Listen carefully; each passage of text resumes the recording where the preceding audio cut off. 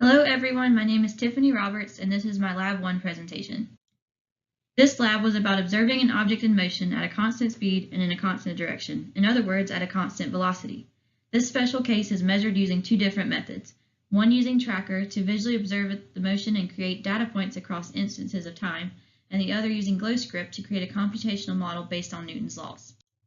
Newton's first law states an object in motion will stay in motion while an object at rest will stay at rest, when the net force acting on an object is zero.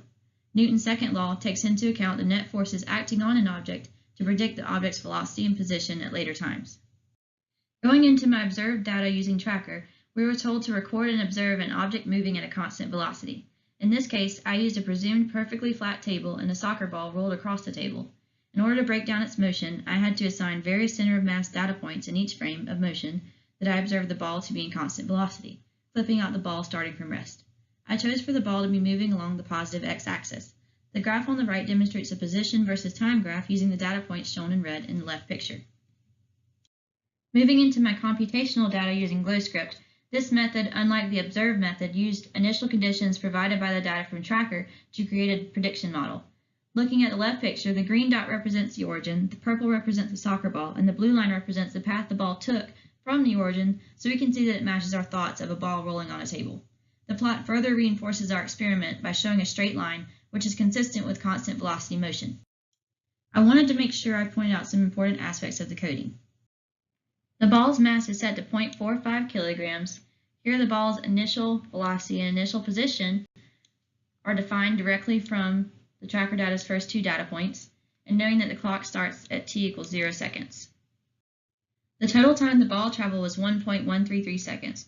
So the while loop includes all time up to this point.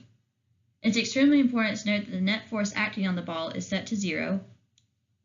And within the code, Newton's second law is utilized by continuously updating the ball's velocity and the ball's position while within the while loop. The ball's mass is 0.45 kilograms and was included in the coding. But does the ball's mass really matter? Mass is a key component to Newton's second law and its equation, but changing the mass to something other than 0.45 kilograms would not change the outcome of this experiment. Why? Well, the net force acting on the ball is also important to Newton's second law, and for this experiment, the net force is 0. So, unless there is some non-zero value for the net force acting on the object, mass doesn't affect your result.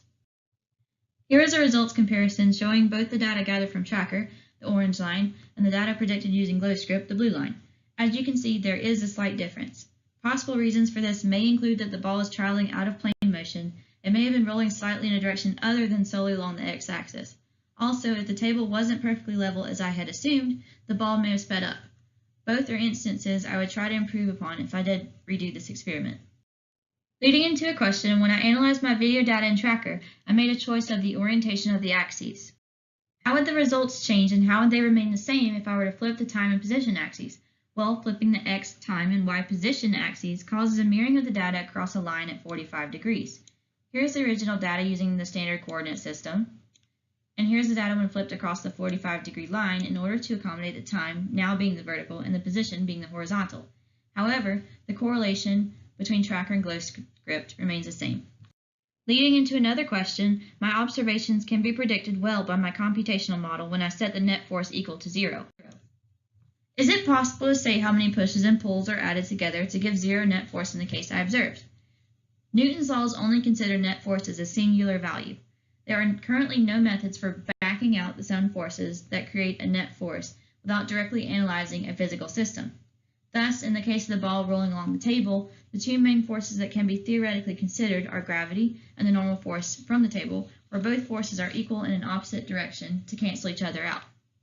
In conclusion, this experiment highlights the main aspects of Newton's second law: velocity, both final and initial, mass, time, and the net force acting on the object, all while considering the object's position. It also highlights some huge takeaways. We were told the net force acting on the object is 0. If we had been given a non-zero value for the net force, our results would have been much different. Mass would have played a bigger role in the equation.